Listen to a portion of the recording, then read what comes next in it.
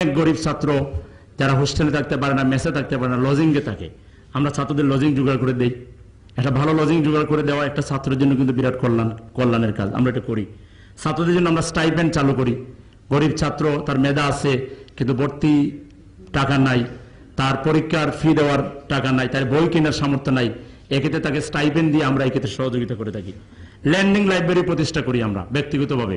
আমরা যারা পাশ করে ফেললাম আমাদের বইগুলো একটা লাইব্রেরিতে দিয়ে দিলাম। এখান থেকে ফার্স্ট ইয়ারের একটা নতুন ছাত্র আসলো যে গরিব বই কিনতে পারতেছে না, আমরা তাকে এখান থেকে এক সেট বই দিয়ে দিলাম। ফ্রি কোচিং ক্লাস চালু করা।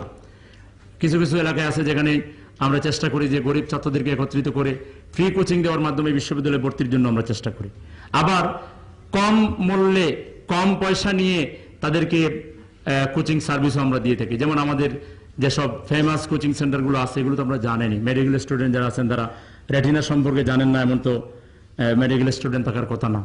হাজার হাজার ছাত্রছাত্রী এখানে পড়ে। এটাও তো শিবিরের ছাত্র কল্যাণমূলক কাজ। ফোকাস ঢাকা বিশ্ববিদ্যালয়ের, এই ফোকাসের মাধ্যমে প্রতি বছর হাজার হাজার ছাত্র ঢাকা বিশ্ববিদ্যালয়ে চান্স পায়। এবং এখানে শুধু পড়ালেখা হয় না, পাশাপাশি তারা এখান থেকে আদর্শ চর্চা, নৈতিকতার চর্চাও তারা করে। অন্যান্য কোচিং সেন্টারে গিয়ে ছেলে মেয়েরা বাজে আড্ডা দিয়ে যেখানে পড়ালেখা সর্বনাশ করে দেয়, সেখানে ইসলামী ছাত্র শিবিরের পরিচালিত এইসব কোচিং সেন্টারে এসে পড়ালেখার পাশাপাশি নৈতিকতার চর্চা, আদর্শ চর্চা করছে। এছাড়া ইসলামী ছাত্র শিবির সাধারণ ছাত্রদের মনে করেন ক্যান্টিনের সমস্যা আছে, ক্যান্টিন সমস্যার সমাধানের জন্য শিবির ভূমিকা পালন করে। লাইব্রেরিতে বই নাই, এর জন্য শিবির ভূমিকা পালন করে। তারপরে মসজিদ নাই, এর জন্য শিবির ভূমিকা পালন করে। ছাত্রদের বেতন বাড়িয়ে দেওয়া হয়েছে অথবা কোনো কোর্স ফি বাড়িয়ে দেওয়া হয়েছে, এক্ষেত্রে শিবির সাধারণ ছাত্রদের স্বাক্ষর নিয়ে এর প্রতিবাদ করে।